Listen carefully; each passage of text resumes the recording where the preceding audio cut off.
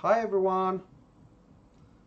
Today I would like to talk a little bit about the environment and how we, the people, actually care more about the environment than politicians who, despite claiming that they care, they actually don't care that much.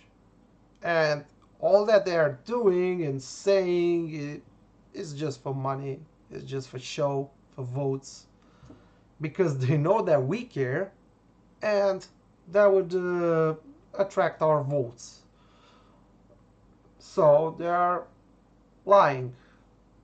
It's what politicians do. We've known this for lots of years now. Anyway, I would like to begin by mentioning the Yellow Vest protests in France, which have been going for weeks now. As you know, they are protesting fuel taxes, which have skyrocketed, and the people are just uh, unable to pay everything. Life is becoming difficult for them in there. But is this happening only in France or in our places as well? As well, um, well, not just in France, but in the entire European Union. The people are being taxed like crazy for allegedly polluting uh, with fuel taxes and various other taxes. So, since the French are protesting fuel taxes, we need to talk a little bit about fuel itself. Did you know that the water engine has been invented like, I don't know, dozens of years ago? Yet it has been ignored. There are plenty of people who have uploaded many videos on YouTube demonstrating water engines actually working. There is one guy from Brazil who has gone so far that he has actually uh, transformed his motorcycle or scooter, I don't remember which one he had, but anyway, he has modified his bike as far as he doesn't even need to use pure water or clean water. Uh, he can even use dirty water from a river or a pond or something. And his bike works flawlessly. So, how is that even possible? One may ask. Well, of course it's possible. Come on. Water is formed out of oxygen and hydrogen. And oxygen is necessary to maintain a fire. As you know, you cannot have an active fire without oxygen, uh, which is unfortunate. It would have been better if it would have required carbon, but whatever. Anyway, the other element is hydrogen, which is extremely flammable. So the process of separating the two is not really that complicated. And guess what? None of them are producing any kind of pollution.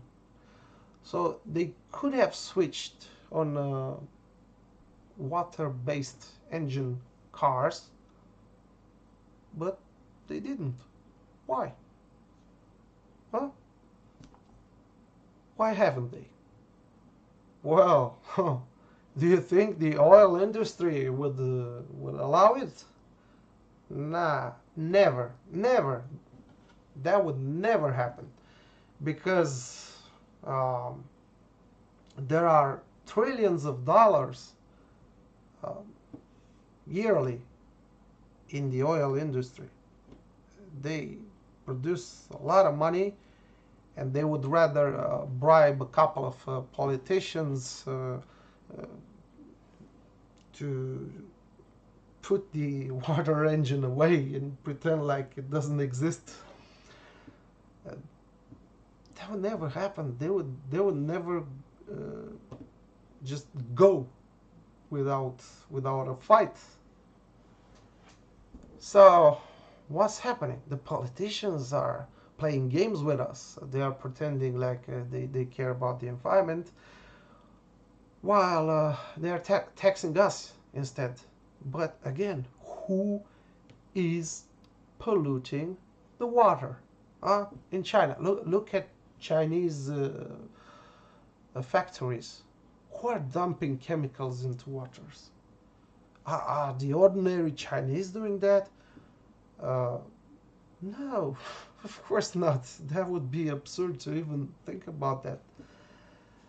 Uh, so I would like to make a clear separation here.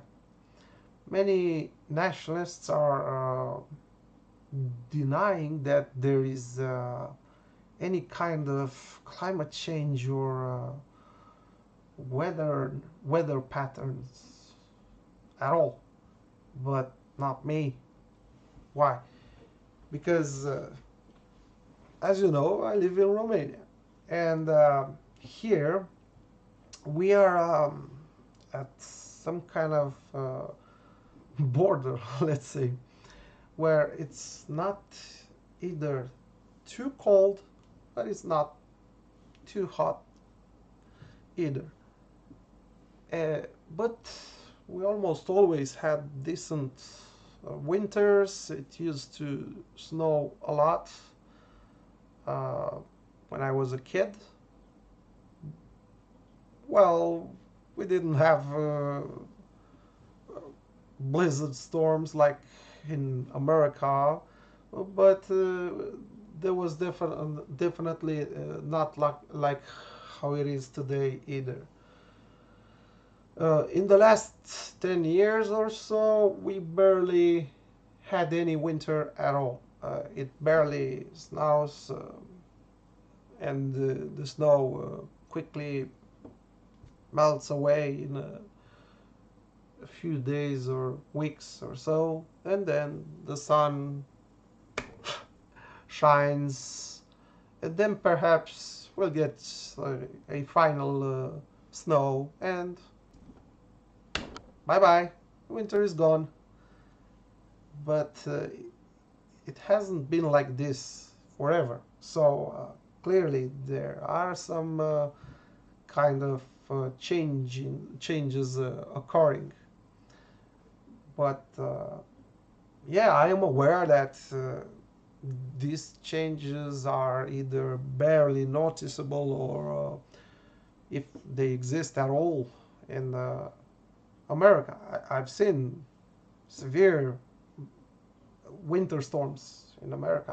I don't know. I really don't know how they get those winter storms because here we are like we're like switching to a Mediterranean climate, almost like that of Italy or Greece.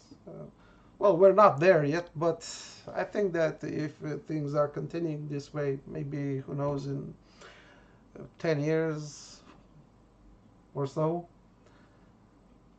So the thing is that I, like I said, I am not necessarily denying any kind of climate change. Uh, at the same time, I have heard theories about geoengineering, but I don't know what to believe. It's not like this is factual or official. If there is such a thing happening, It's definitely not happening with our knowledge or with our acceptance, I should say, as well. Um, is geoengineering even possible? Well, of course it is possible. Even we here in Romania, even we have many rockets which can be shot into the clouds, and they can create rain. Uh, Imagine what they have in more technologically advanced nations like the United States, or the United Kingdom, or Germany, or whatever. Uh, just about uh, 11 years ago, back in the 2008 Beijing Olympics, I remember seeing a story on TV. It was about how the Chinese shot rockets into the atmosphere to I actually can't remember, either to create rain or to disperse the clouds. Anyway, so obviously, if they did this like 11 years ago, imagine what they have now. And besides, this is China. This is not like it's the United States. So yeah, I think that geoengineering is possible now.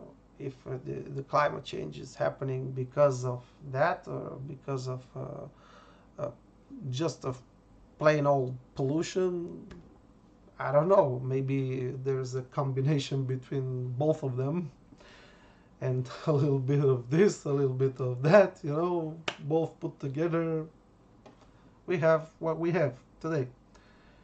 And as I have said, who is um, polluting more?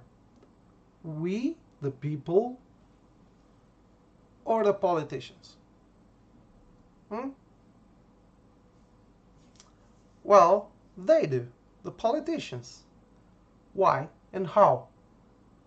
Well, it's not obviously them themselves, but they are allowing uh, factories to abuse us and to pollute. Uh, Now, let me give you a couple of examples of how this thing actually works.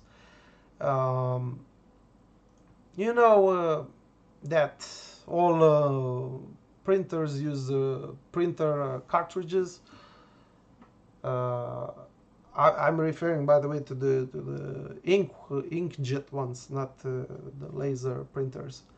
Um, do you know that all printer producers are fighting over who could make it more difficult for you, the user, to refill a freaking cartridge? Did you know that? They are making it difficult. They are making it impossible. First of all, they come in perfectly sealed, and there is no way to refill the cartridge. You have to drill a hole, and then you can insert ink inside of it with a syringe. But if you do that, then you'll run into another problem. Uh, the cartridge has a little chip on it, and when that chip says that the cartridge is depleted, you can refill it, but it won't work because the chip will refuse to work. And all printers, I don't think that there is one printer that will allow this thing. All printers will will block you from using those refilled cartridges. There is no option to reset that chip. And this is just one example, okay? Uh, then, Jesus, Should we even get into cell phones and laptops?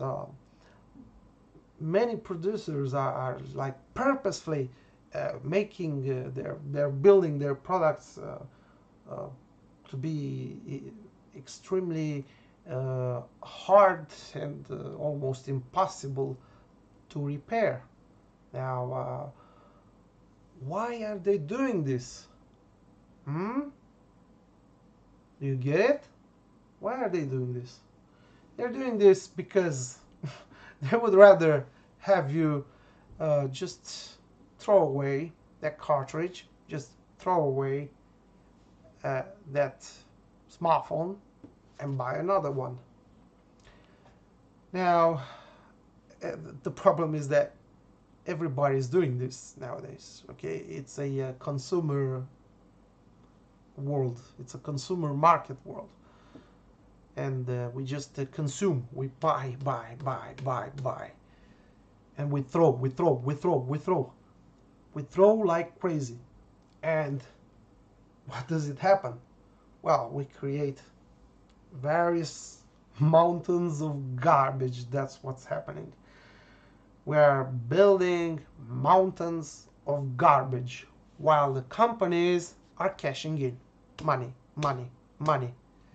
And now they're doing this on purpose. Come on, just please don't think that they're innocent and these are just innocent mistakes. Come on. They're doing this on purpose because they just want you to buy, buy, buy, buy. Now, let me give you an example. Do you see this phone here? This is a Galaxy S7 Edge, and wow, this is a very cute phone, I should say. It's nice and all. It's modern, especially when it came out. This phone, this is not the one which I showed you. It's another one. Anyway, this phone has been produced on purpose to be almost irreparable. Almost all phones have a short lifespan, let's say, here at the charging port. All right, I don't think that there is a phone which has an infinite lasting charging port. All charging ports are destined to fail at one time. And this freaking phone has, let me show you, just a second. Okay.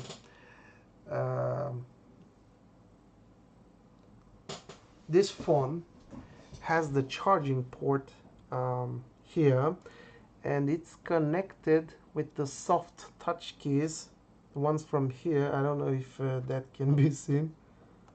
Okay, with the soft touch keys and with the home button, they are all on the same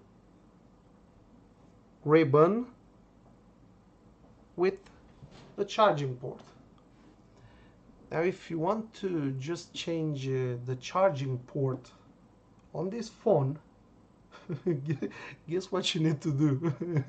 You need to remove the entire screen.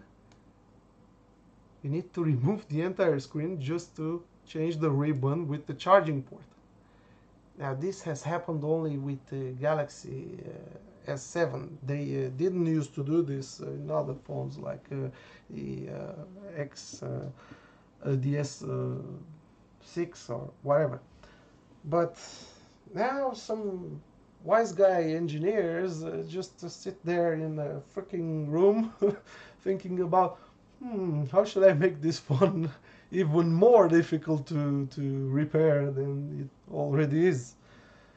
And they came up with this shit. This if it were after me, if I would have been a politician or something, or a minister, this phone would have been illegal to sell in my country. Uh, this is uh, this is garbage. All right. Now let me let me talk about another thing. Modern cell phones are all sealed in, okay, with glue. You cannot change the battery unless you have like seriously good skills at this. You need to hit the entire phone. If you hit it too much, you can cause severe problems with the AMOLED display, like permanent burnings and stuff. So you have to roll the right temperature, which is usually about 80 degrees Celsius.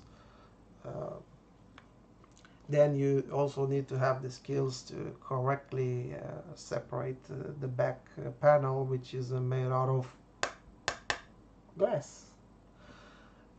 Because if you use too much force, you can crack it. And that's what they want you. They want you to crack this, okay? They also don't want you to be able to change the battery by yourself. Nope. They want you, at the smallest problem with this phone, to just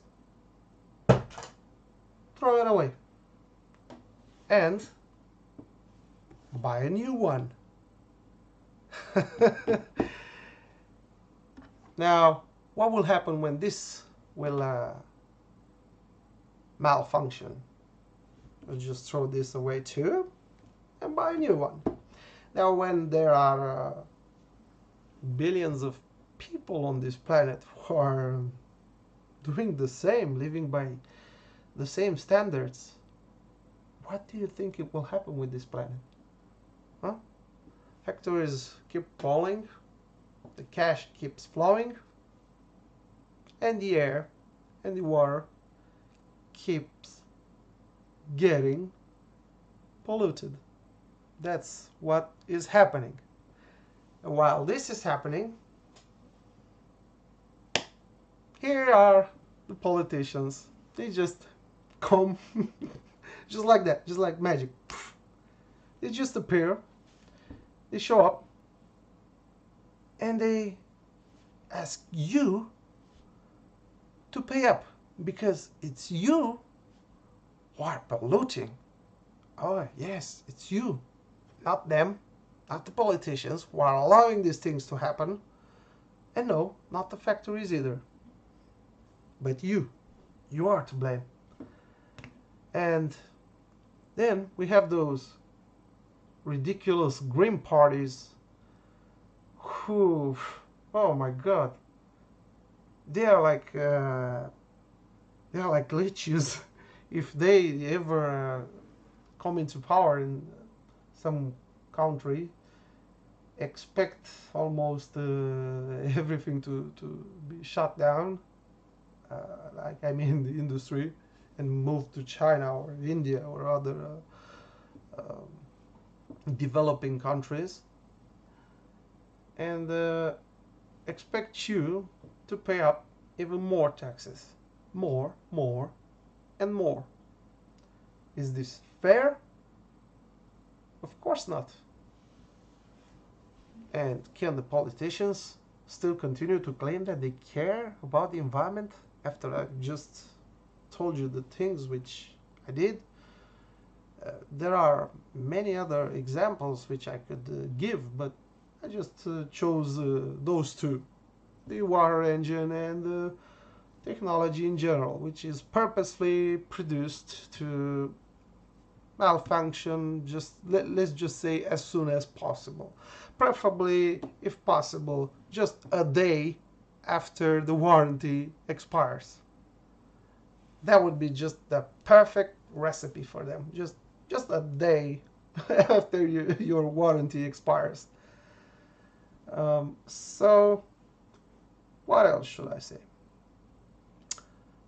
Well, besides smartphones and other gadgets, almost everything is nowadays built purposefully to be like of cheap quality.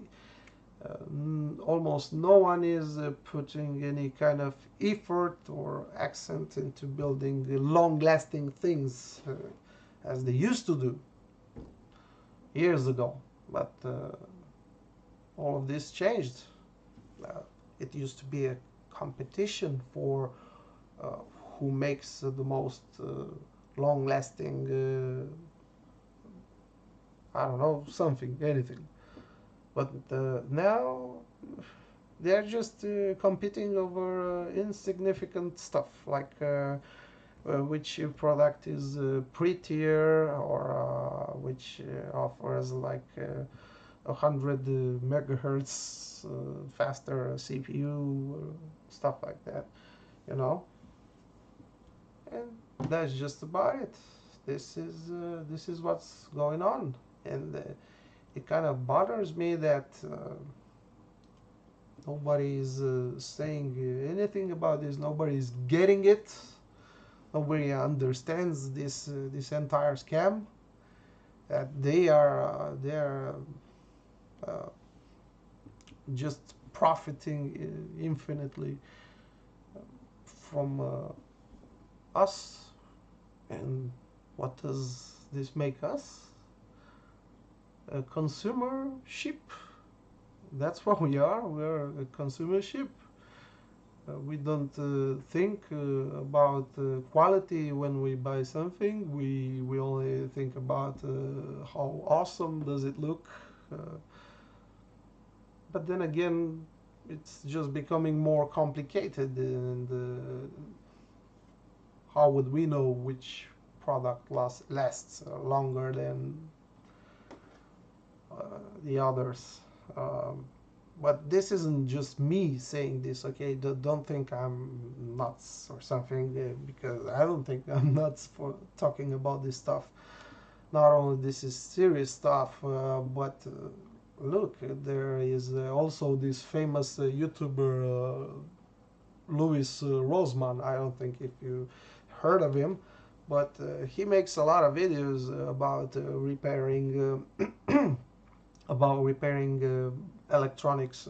He's mostly specialized with laptops, especially Apple. And lately he has been very pissed off about Apple MacBooks becoming increasingly difficult to repair. He's describing in his videos how um, Apple is purposefully building their laptops to be just like impossible to repair. They would rather have you just throw it out the window, metaphorically speaking, of course, and buy a new one. Of course, why not? It's convenient for them, just not for you or the environment. Uh, and I think that's just about it. See you in the next video, I guess. Bye. Oh, I forgot. Come on. Please subscribe, share, like. All right? Thank you. Goodbye.